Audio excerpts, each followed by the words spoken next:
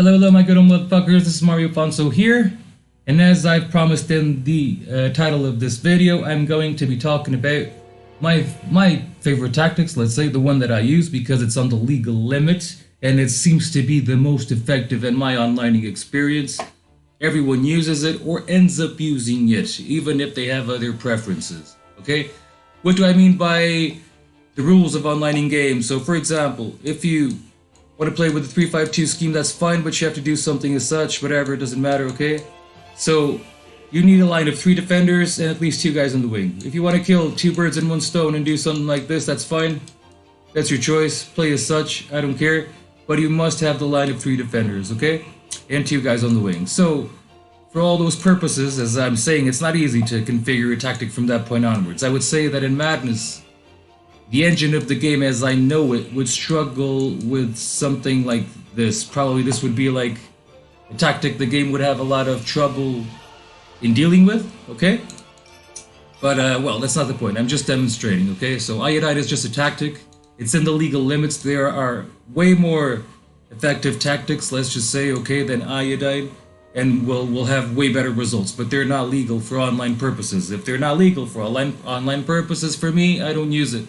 Because I like to play against people, I don't like just beating the machine, which kind of becomes a little bit boring, let's all be honest here, after a while, so it's handy to know these things. What are the characteristics about this tactic? They're very simple. All the players are in zonal marking, okay, and usually set for the standard definition, okay? So the central defenders are just that, normal, flat, no indications, nothing. And then the left and the right back, they both have the forward ones and one with ball. All of them have from this point onwards except for the central defenders, and they will have crossing ball. They will be forward and the set pieces on the attack, okay? So that one is for the left, this one is for the right. So cross ball, forward runs, and run with ball, and the set pieces on the attack forward. In contrast, these guys, Sapinto and Bayano here, who play as the attacking midfielders in the formation, but they always have to be forwards or strikers. This is like a 4-3-3. Make no mistakes, okay? Bayano, for example, set pieces goes back, forward runs, one with ball, and the same story goes for Sapinto. Forward runs, one with ball, zonal marking, and goes back on defensive set pieces, okay? The rest is all the same. Run with ball, forward runs, one with ball, forward runs, zonal marking, and it's all the same. Keep that in mind, okay? When you explore the with or without the ball, you realize that Iodine is pretty much like covering all the adjacent squares in the sense of defending your own goal. There's an overload here on the central top square with players on the box. That's just the way the mechanics of the game will make it work. And rest-wise, it's a pretty standard twerking, I would say, with or without ball. Only without ball, you can always see here. This is a characteristic it has, like, the defensive midfielder always goes into the line of 5, so he falls here, and he creates this line of 5 in these 2 squares. Rest-wise, it's just jam-packing. The orientation is always the same. This is the square that you're defending, so without it, and you just adjacently, on the adjacent squares, on defense, they're all packed, pointing to our goal, pretty much. Same story with ball. It's more covery, but it's the same story. It's more like a straight line towards like towards the goal, and with ball, it's more like around the area that you are trying to that you're with the ball. So pretty much that's it. I choose Iodine. It's questionable if you guys prefer another tactic. Sure, we all do, and we all have amazing results. But the reason why I use this one is because of that. The thing I don't do as well is like use this guy for man marking my striker, okay? Even though it's pretty handy if you put your striker man marking your goalie. It's always been, it always will be. The game doesn't know how to handle these things.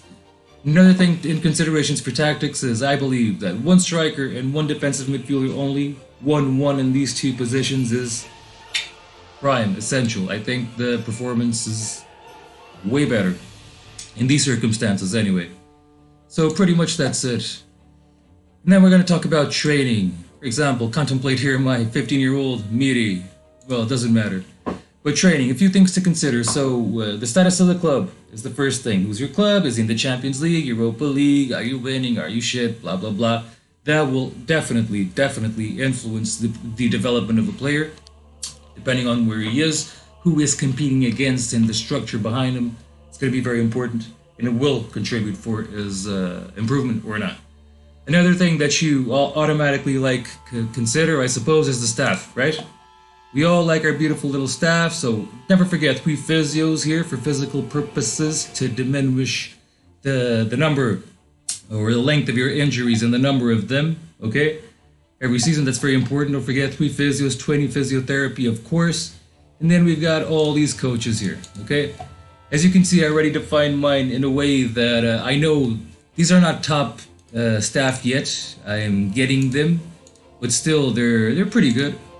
So I don't have to worry too much. So I only need these 3 guys in goalkeeping. The rule is, by column, you have to have 50, okay? So for example, in goalkeeping, I have Yakini, who's 19, goalkeeping.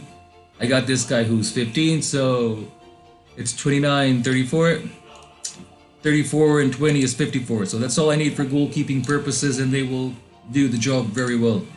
And I got this square here that's not very well covered in fitness, as you can see, because I have 14, 28, and 48, so just about.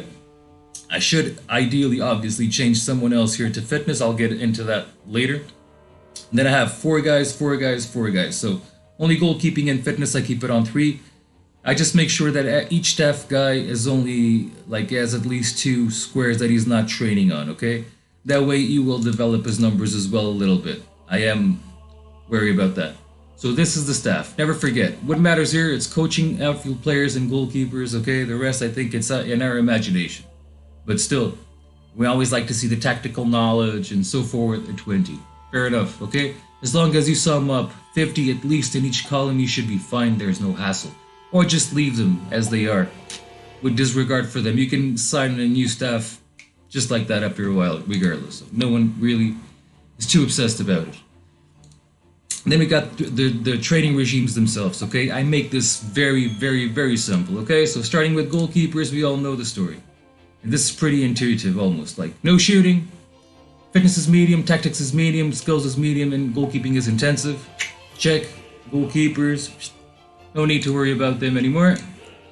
And the general side of things. So all of my defensive players in the general square where you start the game, and it's like the main square there where all the players usually are, I leave all the defensive players here, okay? So defensive midfielder all the way down to the central defender, or in this case the right back here.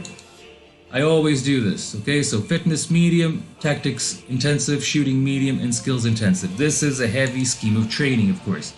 But this is the maximum that I can stretch my team from one end to the season, one end of the season to the other, sorry, with the players at 100% without any physical compromises.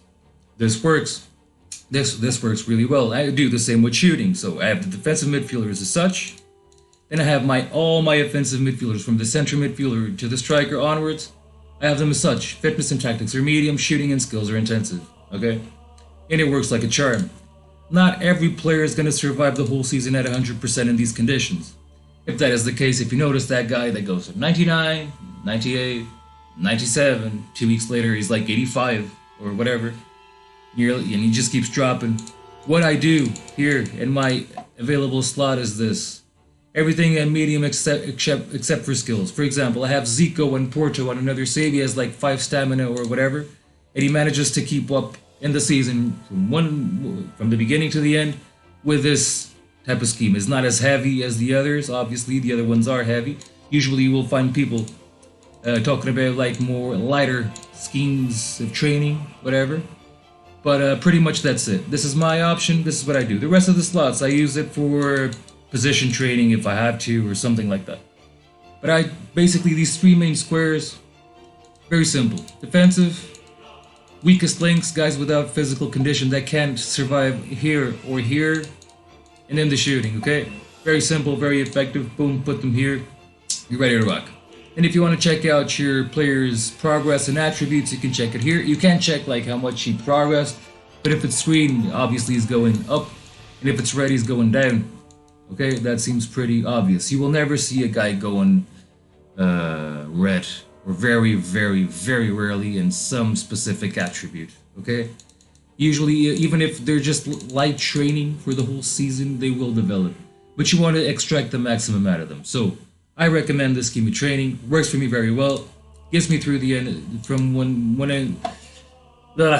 the beginning to the end of the season without any physical concerns or problems. Okay? So pretty much that is the basics of the training. So you got the status of the club, you got your staff all nice and pretty. What do you need to have in consideration as well if you need to progress to the top and you want your team to reach it? The physical conditions of your club. Is a training ground on top facilities plus youth academy? Yeah, well, this is not what you should check directly. This is a great message right there, but go into the board and ask them for youth development, okay? They don't believe, for example, here, that requires investment, sure. But you have to bother them until this is complete. I'm starting here with Fiorentina. I'm in Serie B, even though I'm doing fantastic. And I'm going probably into the final or not. Yeah, I am in the final with Juventus of the Italian Cup. And I got a place in the UEFA next season, whatever. Doesn't matter. I need more status, so probably in the beginning of the next season, if I ask the board, they will accept, okay? Fundamental, this message just fades, and you cannot ask them anymore for youth development, okay? That is fundamental.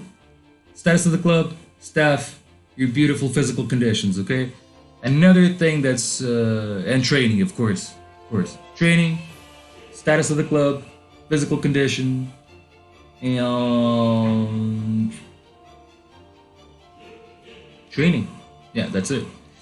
Now, what's missing here? The only thing that's missing for a player to develop, regardless if you do everything, he has to play, okay? This is one of the most important factors.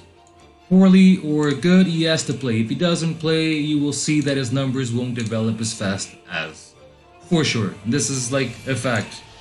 If he doesn't play, he's not going to develop his numbers as he wished. Okay? Trust me blindly here. Okay? I'm surrounded. I have a lot of young guys here in my team. This is Fiorentina starting, and this guy is to sell, and this guy is to sell. So Baiano, Batistuta, Effenberg down. And pretty much that's it, guys. Iodine, great tactic. Follow these principles in training, and you're ready for micro and macro management details. Okay. I hope you've enjoyed the video. Give you some insight. If you want to leave some tips or whatever, please do. Okay. Adios, motherfuckers. It was a pleasure again. See ya.